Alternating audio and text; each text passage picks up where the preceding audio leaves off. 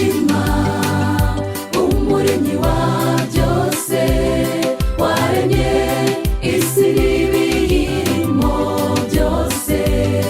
Yaremye umuntu w'ishusho yayo, ku munsi wa karindwi iraruhuka. Isabato, umunsi w'ikiruhuko, ikimenyetso cy'Imana umuremyi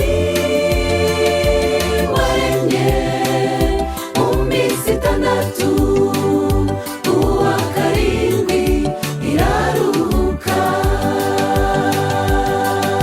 Isabato, umunsi w'ikiruhuko, ikimenyetso cy'Imana umuremyi waremye mu minsi itandatu, uwa karindwi iraruhuka.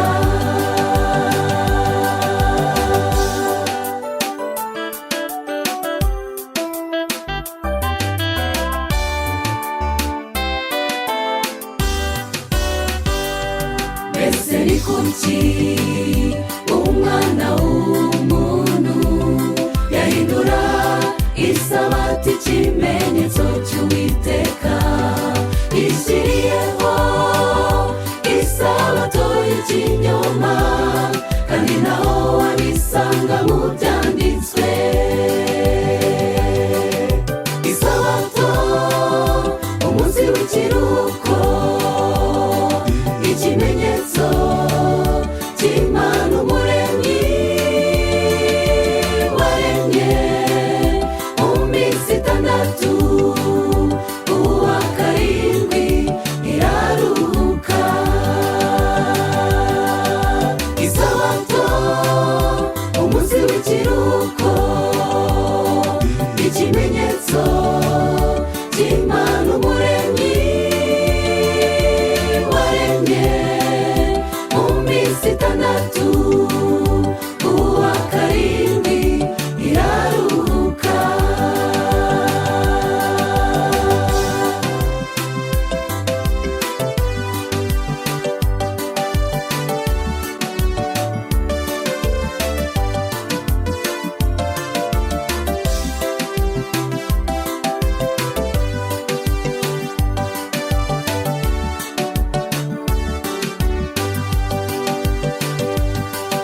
Twabizera b'iki gihe cya none, itegeko rya kane ritugonga buri munsi.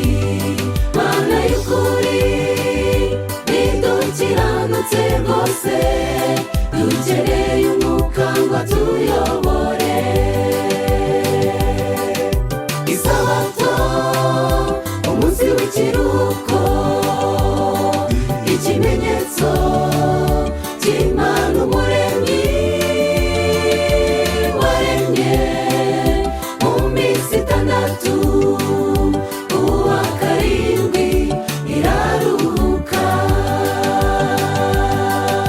Isabato, umunsi w'ikiruhuko, ikimenyetso cy'Imana umuremyi waremye mu minsi itandatu, uwa karindwi iraruhuka. Isabato, umunsi w'ikiruhuko, ikimenyetso